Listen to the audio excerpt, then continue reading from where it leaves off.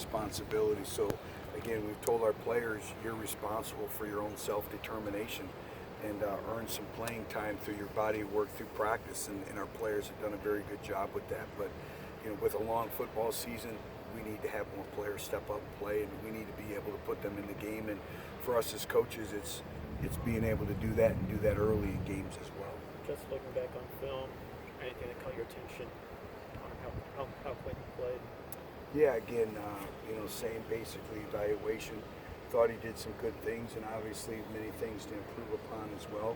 But you always look at a starting quarterback as like a starting pitcher in baseball. You're gauged, upon your win-loss record. And we made the plays when we needed to. He put the ball in some locations that he needed to, but also his footwork, his movement in the pocket, some things like that he knows that he needs to make the progress and the progression from game 1 to game 2. What's his pitch count? He's a starting pitcher. What kind of pitch count are going to have more? How do you balance getting Quentin more reps and time versus trying to get Garen Thomas? Right. Well, again, we have two very, very quality quarterbacks, and for us, we're going to need to play both quarterbacks. I think you see the dynamics again that surround college football, and you need more than one quarterback. So again, it's getting Jarrett the ample reps that he needs to perform on Saturdays along with Quentin. And the way we practice and our practice structure really allows for that to happen. And we're going to play both quarterbacks on Saturday. What's the status of Austin Smith? Yeah, Austin will be out this game still. Coach Rashawn Golden, that corner, what did you think about what you saw there? Any chance that's more than a one game? No, that was with Rashawn at corner. That was more schematically for the triple option. He's now moved back to his position at nickel. Some of the guys you mentioned the other day being questionable. Any update on them? Are they still questionable?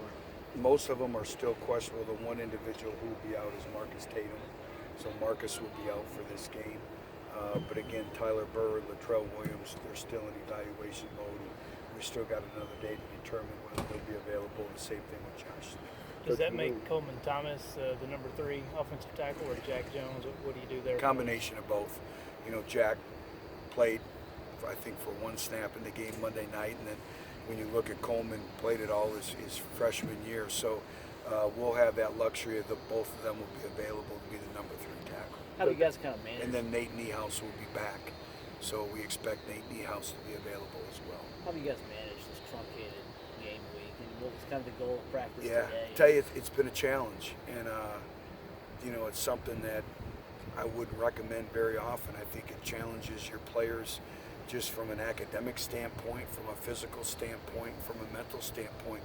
But so far, I've really liked the way our players have really managed it. And really, the recovery from the game started in Atlanta.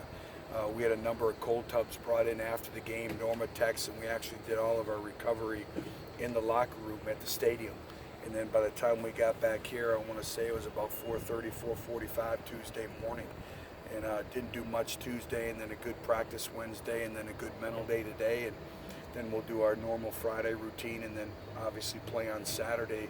But it's been a challenge, but I really like the way the players have responded in terms of the recovery and just the energy that they brought. And they understand the progression that teams make from game 1 to game 2, and it's imperative that we do that and show that progress. Would that be standard procedure for road games now? Are you going to be able to do that, or just this one game? That was just this one game in Atlanta just because of the short turnaround, and we felt we needed to do that. And I think that came from a little bit of our study with the Canadian Football League and some other teams of what they had done in the preparation of a short week. And then as far as Larry's play calling goes, did that go exactly as you and him and Canales expected? Yeah, when you look at it, like I said earlier in the week, 4 minutes, 50 seconds, need to go 93 yards.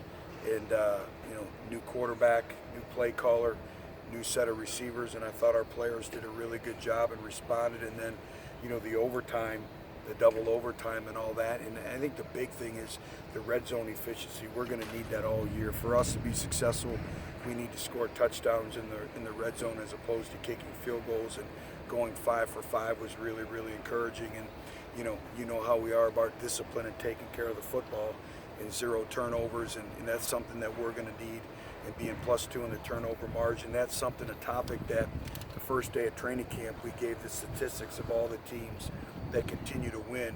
the biggest statistic still is turnover margin. With saying that Jared's going to play on Saturday, is that going to be scripted or is it going to be kind of a feel thing? I think you in your mind you kind of have a feel for it, but a lot of times it goes unscripted as well. With no Bailey Buchanan, does Terrell Bailey move up to number 2 nickel back? No. Again, we have Rashawn at the nickel, and then Marquil Osborne will also play some nickel as well, which he was able to do that all spring. But Justin Martin had a couple mistakes in the game the other night. How did he play when you looked at the film? And Just fundamentals and details, and just, again, trust your technique. And I think he was a little bit antsy, but the great thing about him is he understood it, he knew it, and he was able to make the corrections in the second half. And just, he's a very gifted athlete. He has great length, and just rely on your physical skills. And again, just your technique and your training.